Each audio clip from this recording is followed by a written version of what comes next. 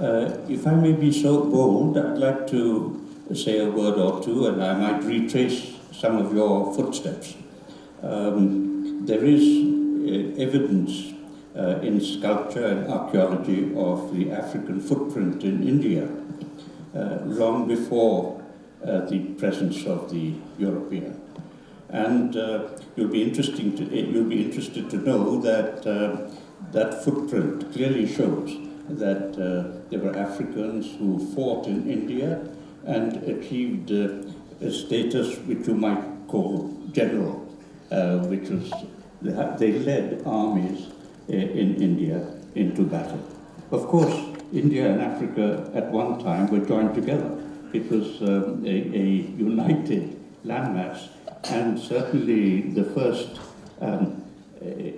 African migration, if you could call it that, was to India. So our connections are extremely historic. I'd like to just say that a word about India and Africa today. The relationship that India has with Africa is very close. I think we are the third largest country for African exports, and we are the fifth largest investor in Africa. And yet, I would say, and I don't think that this will be challenged, that the relationship between India and Africa is both understudied and undervalued. The first question I pose to myself is, should Africa be treated as a cohort entity? You've touched on that yourself. It is a continent with 54 members, or 55, depending on whether you consider Tigray an independent country or not. And isn't it rather presumptuous for India to compare itself with the continent of Africa? I think that the populations, yes, they're roughly similar, but on the other hand, in Africa, though African countries are grouped into a union, the union is far from being a union like the European Union. It is different in terms of attire, religion, customs, race, language, and economic development. And an obvious four-way split would be Arabic-speaking Africa, English-speaking Africa, French-speaking Africa, and Lusophone-speaking Africa. And Africa has no less than 8 regional economic communities, possibly more, because there is scope for a great deal more cooperation. Touching on the Indian community in Africa, which is present in nearly every country, the Indian community is not uniform in history or in closeness to India itself, and or in the occupations that they presently follow. The community, of course, was brought to Africa by the British Empire, which moved huge masses of people, millions of people, across the globe, from India to the Pacific and to the Atlantic. And these people in the 19th and 20th century went to foreign countries to work. They worked in the railways and they worked in the fields. And in the Atlantic, of course, they were responsible for sugarcane cultivation. They also participated as an extension of their activity in trade. That came slightly later than the manual labor. So they were petty shopkeepers. And as petty shopkeepers, they also indulged in giving loans and providing credit, which did not make them enormously popular in Africa. We have to face that unpleasant fact. Many people who I know personally, who are descendants of those same, what we call indentured laborers, speak of a very deep sociological problem which they faced. A problem where they were eliminated from society because they were the white colonial settlers who grabbed a greater amount of land and also position, and the African community who were deprived from the beginning. So they were caught, in a way, in no man's land. After the countries in Africa became independent, more or less from 1960 onwards, there were exceptions, of course. Ethiopia was never a colony, and Ghana was independent in the 50s. But mainly after 1960, a large number of countries became independent, and another wave of Indians followed in professional fields, in schools, in universities, and in engineering and other such activities, medical activities, nurses, doctors, and so on. And the profile, therefore, of the Indian community considerably. We are quite right in concentrating on the convergences of Africa rather than the differences. And I think that these convergences have been very well brought out by the speakers today. And I think that we have to recognize that in all these factors, Africa has led the way in one tremendous example to the rest of the world, that it was decided in 1964 that the borders of African countries, as determined at the time of independence, would remain constant. Now, this has been followed pretty accurately up to now, with, again, the possible exceptions of Tigray and the ongoing problems between Congo and Rwanda, which seem to be based on perhaps an inaccurate sense of where the border lies, and where the communities from Africa, from Rwanda particularly, have encroached into Democratic Republic of Congo. I'd say that we should consider that dealing with Africa is a matter of great sensitivity, and I think it's time we recognize that that Africa is entitled to a seat on the UN Security Council, and perhaps more than one seat on the UN Security Council. And we must hope that when the expansion of the Council takes place, Africa is properly represented. After all, Africa in 2050 is going to have 2.5 billion people. That is the expectation. And at that time, it will have 25% of the world's population. Africa is already 9th out of 20 countries, according to the IMF, as the fastest growing economies in the world. And Africa has 60% of the world in uncultivated arable land. This makes Africa, among its mineral and other resources, enormously, it has enormous potential for tremendous growth in future. Dear speakers, you may think that cricket is the only passion for Indian sports lovers. But you may be surprised to know that football, soccer, is extremely popular in this part of India, which is the northeast, and also in the southeast part of India. And you may be further surprised to know that the great celebrity players in India are from Africa. They're probably not good enough to find a place in the African national teams, but they certainly find a place in the Indian football leagues, and they're very close to our hearts indeed. I'd just like to say a word about literature. I'm really sorry to say that we are much more familiar with what one might call the older generation of writers from Africa than the contemporary writers.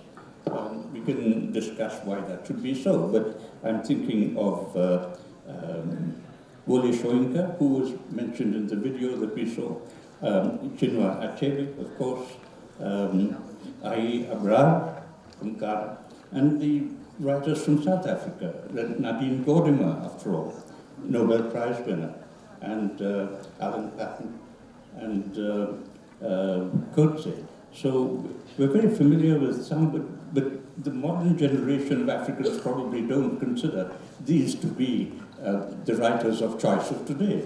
But I think you touched on that also, Joachim. I mean, why is it so? And I think that we may have to leave that for further discussion, but it's obviously a fault of publishers. It's a fault of the translations not coming to India, and the fact is that the present Indian population is really blissfully ignorant of the popularity of present writers from Africa. And therefore, I think we owe special thanks to Rahul Jain and to the Dibrugarh University for bringing us face to face with contemporary African literature.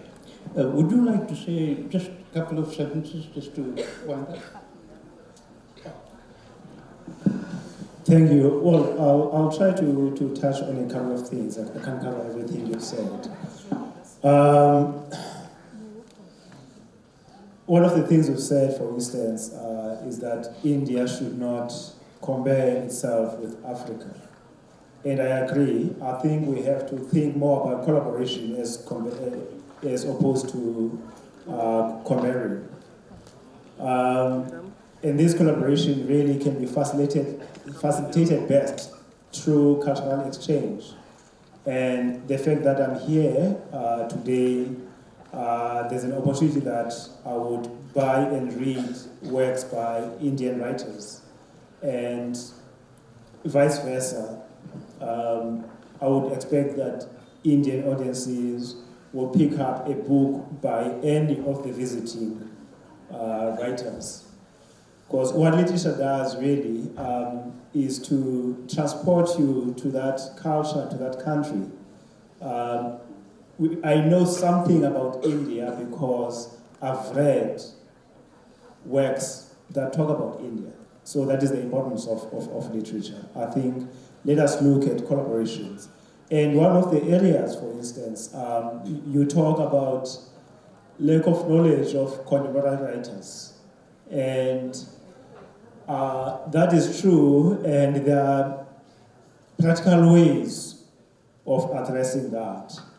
And one of those would be to consider, again, collaboration, what we call sometimes twinning. There's a festival in Nigeria called Ake Festival, organized by Alola Shoneyin, who would have been here, unfortunately, who couldn't be here. That just like here, every year, they host over 100 writers from across the African continent. All right. So if you look at the program, you'd see who are the African voices, prominent African voices out there. As I said earlier, I do run a journal, a literary journal, where I publish works by African writers.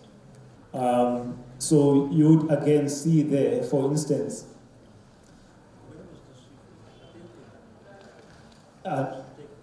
yes, in Abeokuta. Yes. Ake Festival takes place in Abeokuta, a place in Nigeria.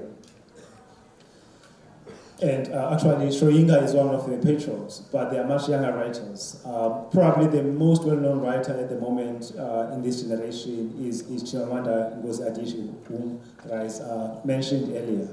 There are many more, and not just from Nigeria, from across the continent. And one of the issues you raised, for instance, is whether the African Union is not like the European Union. That is true, and it should be so. Because the circumstances, the conditions in these continents are different. So we cannot model ourselves on the AU. And what does the AU aspire, or what does Africa need? I think before we worry about these formal structures, there are practical ways in which Africa can sustain itself. And one of those ways is to encourage free trade so that there are visa-free countries across the African continent. It doesn't make sense that when I travel to a European country, which happens to be part of the Commonwealth, then I would travel without a visa. And yet, I have to spend so much time and energy trying to get a visa to travel to Nigeria.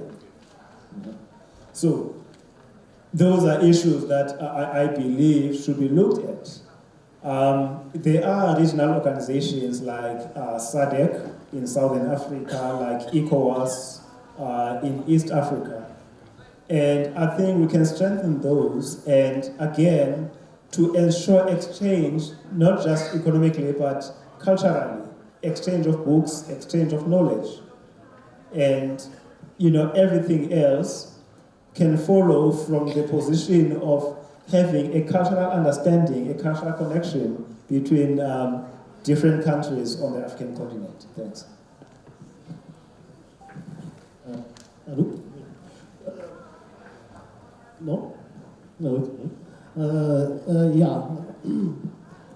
For, let's say, comparing India to Africa, I don't think in this world we need to compare each other. Everyone should be unique in their uniqueness, and we should put more emphasis in cooperation and solidarity than trying to each other, compare each other. Because we are beautiful as we are, and we need to have our indigenous development. Africa needs to develop itself into, with considering its roots and its reality, as India should do, as other countries in Asia should do. And no one should impose each other whatever they want, what they think it's better for them. For example, I was in the field, when it comes to literature and culture, there is something we love to call democracy in the world. Yeah? So something we need to, sometimes some countries like to export. So when they export it, and then you find some countries become totally dysfunctional. So there were, one time I was in, not one time, it was in 2008, I was DRC, the Congo, observing the elections. What happened, I went into the up countries and I was talking to people about the votes and democracy. And no one understood actually. I find people asking me, but who is that democracy person you are talking about? I need to meet him to talk to that person because I don't understand who is that democracy. And then when we're talking about constitution, another old lady is coming to me, I've heard about constitution, but who is that person? So the thing is that we need to convey what's the values in those words, because there is no, for example, a translation of democracy in any African language, proper translation. Because if you do it in Swahili, it will be democracia, but what does it mean? So the thing is that when you bring it to the people, you do not bring the word democracy, they will not understand, but bring the values, freedom. When you explain freedom, voting, and others, why did you didn't say that?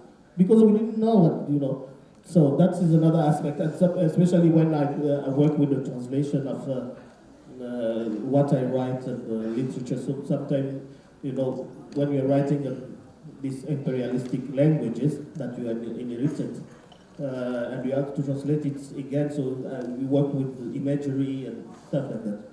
So that is another discussion. But when it comes to the African Union, the African Union, as imperfect it is, but it's a good project. And I salute, actually, because it's a dream. We had a dysfunctional OAU before. At least the African Union still the project, and it's still ongoing. So we need to go, I think, to support it at some way and see the way it goes, because it is more aspirational than the European Union. Because in the African Union we have what we call the Commission of Peace, the Peace Commission. In the European Union we don't have a Peace Commission. So we talk about security and defense. So you think already war. So at least we think about peace. So it's something. And we have regional bloc. We should encourage regional bloc like the Sahel region, what is happening. So young people are taking initiatives, whatever you call it, coup d'etats or whatever, but people are supporting those young people there. And they are doing some change in that sphere. So the last thing about the borders, that's an example. For example, in the current conflict between Rwanda, you talked about the borders. It's never been about the borders. It's more complicated than that, because actually borders are just there. People in the Congo have 9 frontiers with different countries. Most of the people that live on the frontier, you find them on both sides, and the same language. Actually, for example, let's say we have a frontier with Angola, but we have an old kingdom, empire actually, the Lunda Empire, which still exists, who still have an emperor who reigned there, but is still the chief of all the Lundas from the other border and this border too. So on the other side of Rwanda, when you go to this town called Goma, which was taken by the rebel, you don't even know if there is a frontier border, because there is houses that are built on the border. So during the day, you are watching TV in your living room. At night, you are going to sleep. Your room is on the other side of the border, so you are sleeping in Rwanda. So the thing is that it's not all the time about the border, because before that, we didn't have that conflict about border.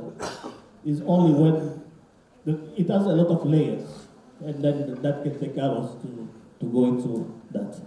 So I think, yes. Well, this very interesting questions. Well, I can say that one thing that bothers me, but there is nothing I can do about it, is the fact that we, African writers, we still need an echo from Europe or from the States in order to be recognized as writers. For instance, Portuguese-speaking writers in Africa, if they want to have a writing career, they have to be published in Portugal, in Lisbon. I think it happens the same with French and English speaking writers in Africa, because our ties with our former colonial power, it's very strong, and in certain ways, I mean, considering literature, this is the case. I come from Cape Verde. I was published, all my books were published in Portugal. And so I have a literature career, let's put it this way. I go to Brazil, which is the biggest Portuguese-speaking country in the world. I go every year, many times a year. I get recognized there. My books are published there. I have an audience there, in Portugal as well. And I go to Spain, Italy, France. But for those who are still writing and their books are published in Africa, in Rwanda, in Maputo, and all other capitals of these ancient Portuguese colonies, they don't get this chance, the opportunity to get into the business, because they're not published in Europe. And what is happening now, it was he was telling about Chimamanda Adichie. She became fashion. Well, she's a good writer, but we have many good writers. But still, there is a fashion thing about discovering African writers from Nigeria, Ghana, from the English-speaking countries, by publishers in the US, in the United States. It's a business. We all know it's a business.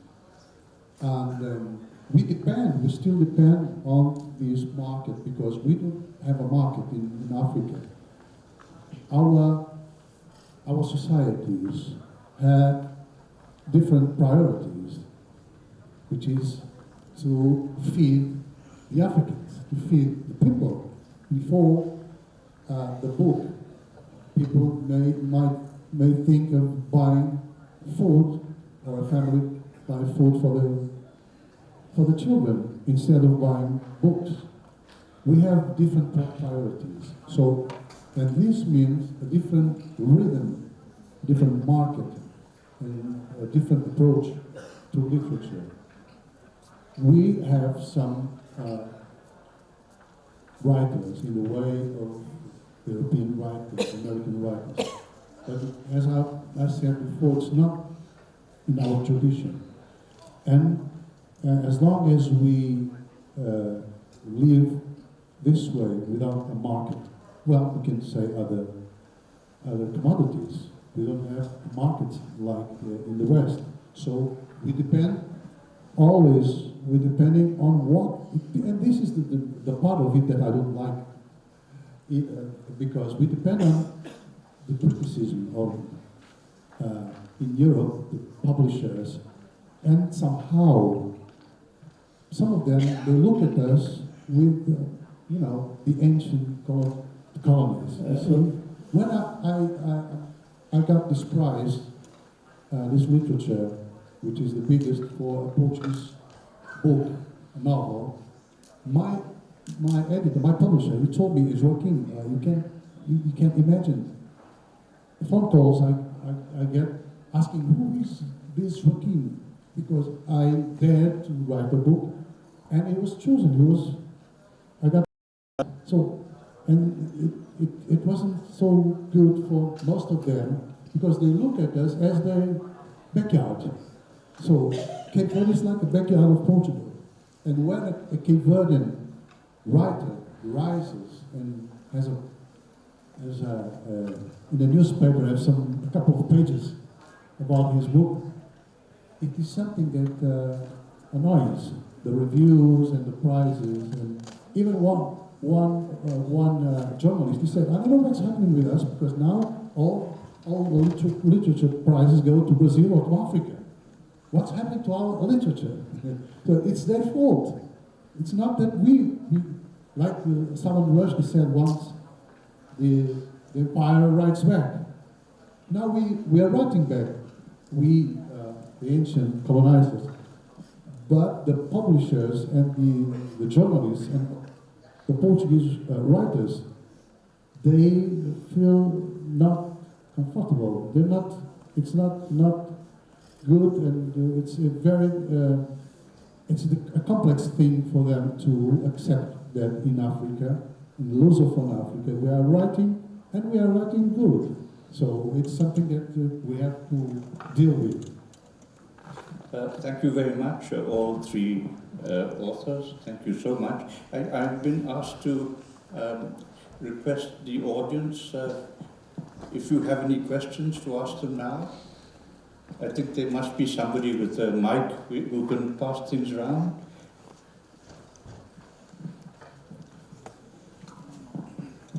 There's a gentleman in the fourth, fifth row.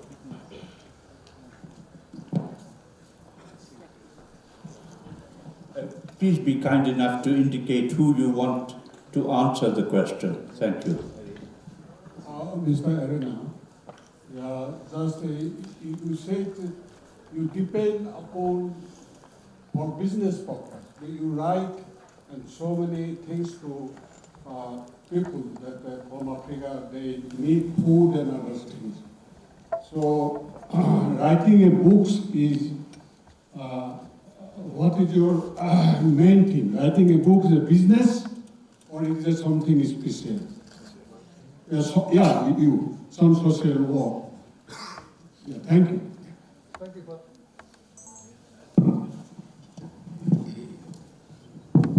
Thank you for the question.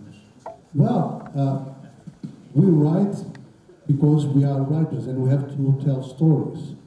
But in order to achieve our goal, we need somebody to read, like all work of art, like a painter.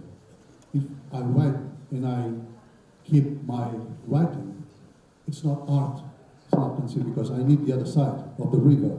So, and to reach to the other side, I need somebody to take my book and to publish it and to take it to the audience, to the public. So I depend on it. It's like a painter, like Picasso, like any other painter or a musician. We need the other side of the river, and we need, in order to become artists. So in between there is this market thing, and we must face it. I know that there are some writers who write and don't care and don't even give interviews, and well, it's a choice. But I prefer to write, and I try to live on my writing.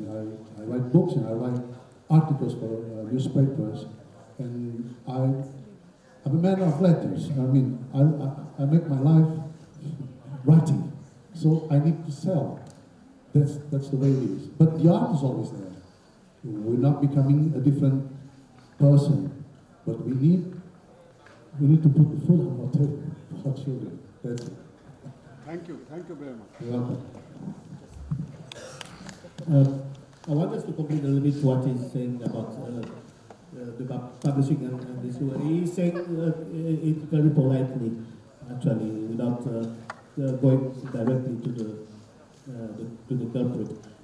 I think the problematic about why many of the writers, especially the young ones in Africa, are not now is the way the publication structure has been set up for a long time.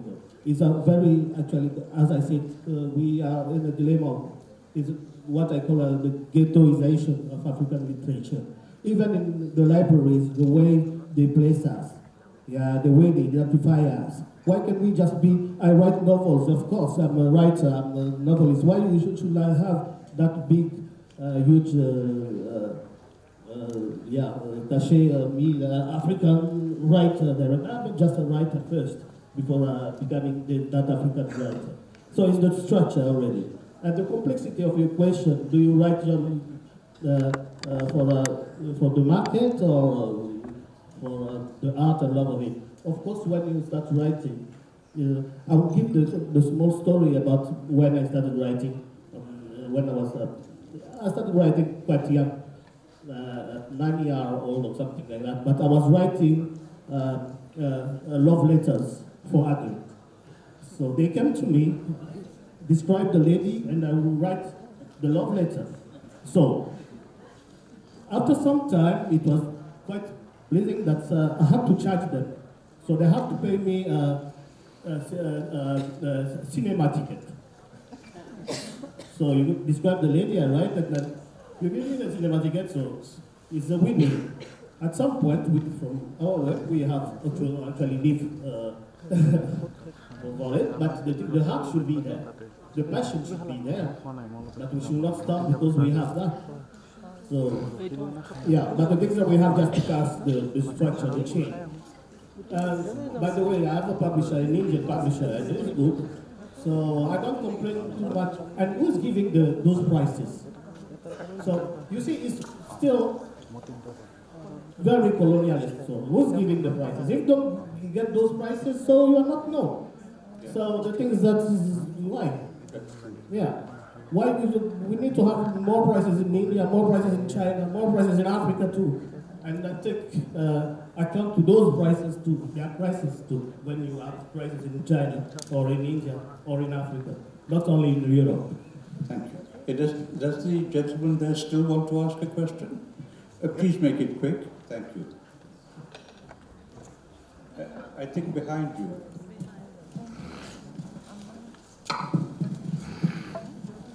Hello, I'm A.J. Thomas. I just want to, I'm not going to ask a question, I just want to add a little to Mr. Arina's connections that he made with the African continent, writers in the African continent and Europe. I want to go to the earlier era. St. Augustine of Hippo, he is from Africa. He is one of the earliest fathers of the Christian church. He is from near Tunisia, the ancient Carthage. And the general or the emperor, the Roman emperor, Septimus Severus, he was from Leptis Magna, and he himself built a city, So these two additions I just wanted to make. I think any of the students want to ask anything? This is really for them.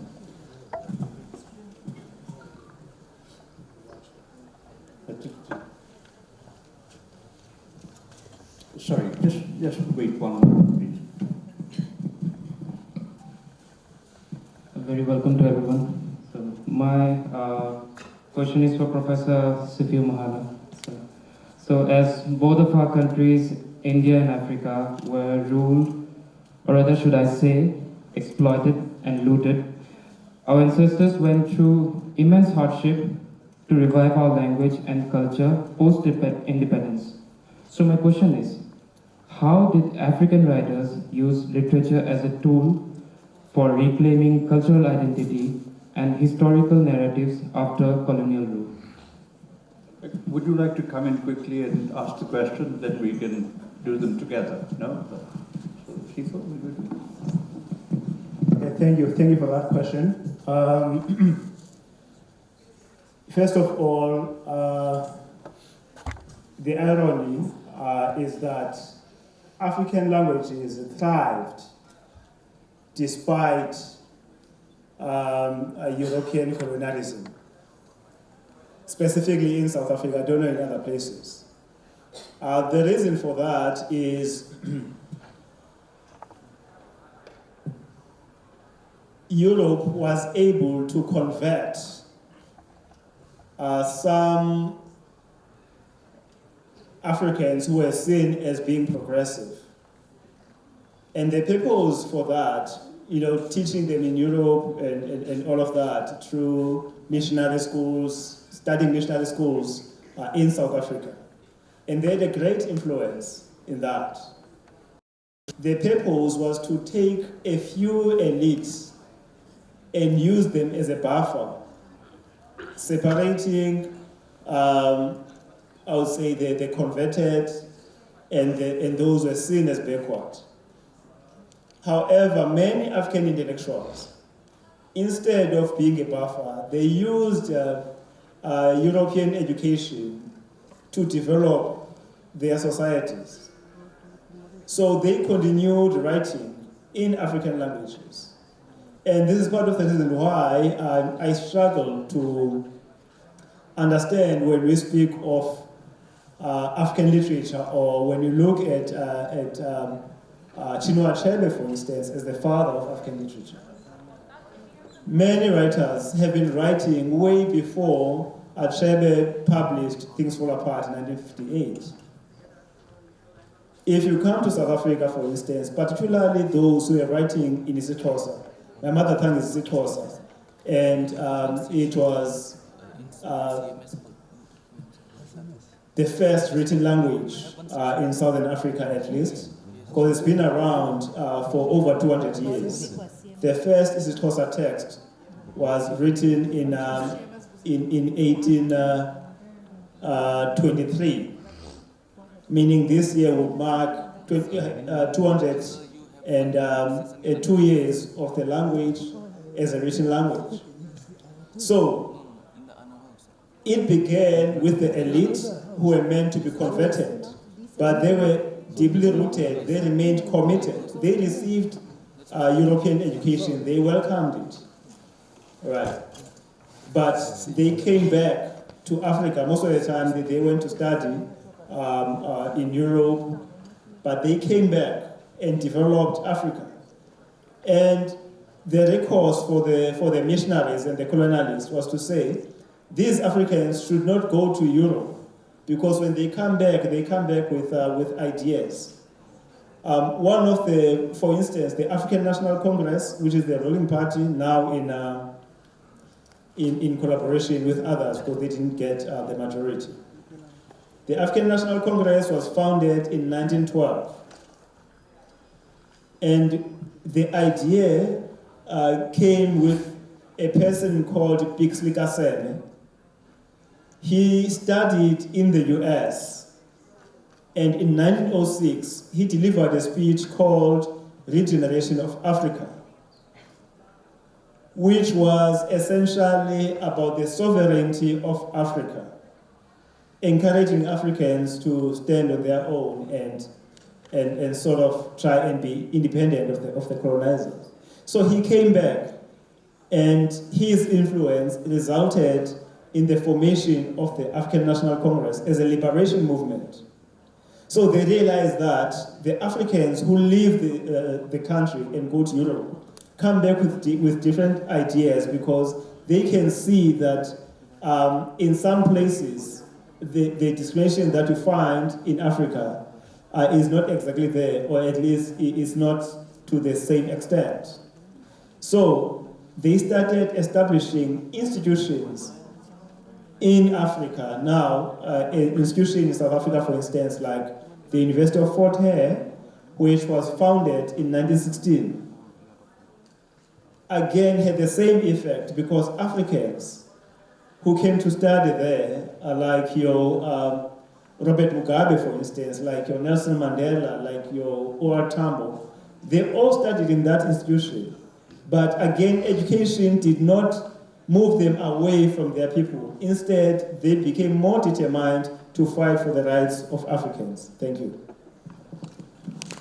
I think you would like me, I'm sure, to thank the various speakers today, and they were all extremely interesting, and I wish we could have continued, but I suppose hunger pangs must be descending on all of you now. So allow me just to thank you and to wish you a very happy rest of the Literary Festival. Thank you.